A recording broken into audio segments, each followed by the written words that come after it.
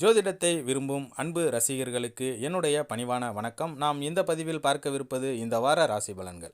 தனுசு ராசி அன்பர்களுக்கு இந்த வாரம் முழுவதும் எப்படி இருக்கும் அப்படின்னு இப்போ இந்த பதிவில் நம்ம பார்க்கலாம். இதுவரை நீங்கள் நம்ம சேனலை சப்ஸ்கிரைப் பண்ணலன்னா இப்போ சப்ஸ்கிரைப் பண்ணிக்கோங்க. வீடியோவை முழுசாக பாருங்கள்.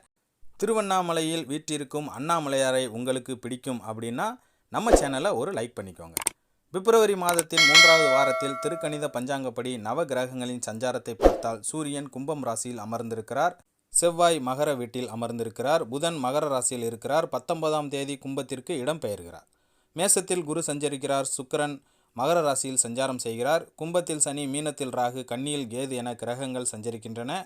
இந்த வாரத்தில் வேறு கிரக மாற்றம் எதுவும் இல்லை. சந்திரன் இந்த வாரம் மேசம், ரிஷபம், மிதுனம், கடகம் ஆகிய ராசிகளில் பயணம் செய்கிறார். கன்னி, துலாம், விருச்சகம், தனுசு ஆகிய ராசிக்காரர்களுக்கு சந்திராஷ்டமம் உள்ளதால் இந்த வாரம் நீங்கள் கவனமாக இருக்க வேண்டும். இந்த வார கிரகங்களின் சஞ்சாரம்: சூரியன் கும்பம் ராசி, செவ்வாய் மகர ராசி, புதன் மகரம் கும்பம் ராசி, குரு மேஷ ராசி, சுக்கிரன் மகர ராசி, சனி கும்ப ராசி, ராகு மீன ராசி, கேது கன்னி ராசி. வினை பயனை அறுக்கின்ற வியாழ பகவானை அதிபதியாக கொண்ட தனுசு ராசி அன்பர்களுக்கு சூரியன் 3ஆம் வீட்டில் அமர்ந்து இருப்பதால் பண தட்டுப்பாடு வராமல் பார்த்து கொள்ளுங்கள். வெளியூர் பயணங்களை சில நாட்கள் விலகுவது நல்லது.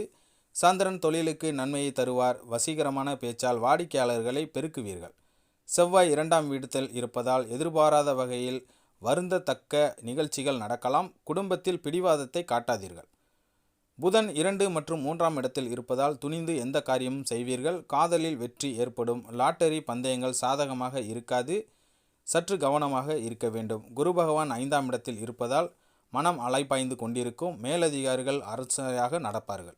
மருத்துவ செலவு கைமீறி போகும். சுக்கிரன் 2ஆம் இடத்தில் இருப்பதால் சுயநலமாக எந்த காரியமும் செய்யாதீர்கள். தேடி வரும் வாய்ப்பை கையில் நழுவ விடாதீர்கள். சனி பகவான் 3ஆம் இடத்தில் இருப்பதால் வீண் மனக்கவலைகள் அகலும். சிலருக்கு பதவி உயர்வு கிடைக்கும். பங்கு சந்தைகள் ஏற்றமாக இருக்கும். ராகு 4ஆம் இடத்தில் இருப்பதால் வழக்குகளில் உங்களுக்கு சாதகமான தீர்ப்பு வரும். கணவன் மனைவி உறவு இணக்கமாக இருக்காது. கேது 10ஆம் இடத்தில் இருப்பதால் அரசாங்கத்தில் புகழும் நன்மையும் உங்களுக்கு உண்டாகும். குடும்பத்தில் புதிய ஜீவன் உருவாகும். 22ஆம் தேதி சந்திராஷ்டமம். விழிப்போடும் கவனத்தோடும் இருப்பது உங்களுக்கு மிகப்பெரிய நன்மையை கொடுக்கும். அன்பர்களே, இத்துடன் இந்த பதிவு நிறைவடைகிறது. இந்த பதிவு உங்களுக்கு பிடித்திருந்தால் நம்ம சேனலை லைக் பண்ணுங்கள், ஷேர் பண்ணுங்கள், கமெண்ட் பண்ணுங்கள். குறிப்பாக சப்ஸ்கிரைப் பண்ணி சப்போர்ட் பண்ணுங்கள். மீண்டும் அடுத்த பதிவில் சந்திப்போம். நன்றி, வணக்கம்.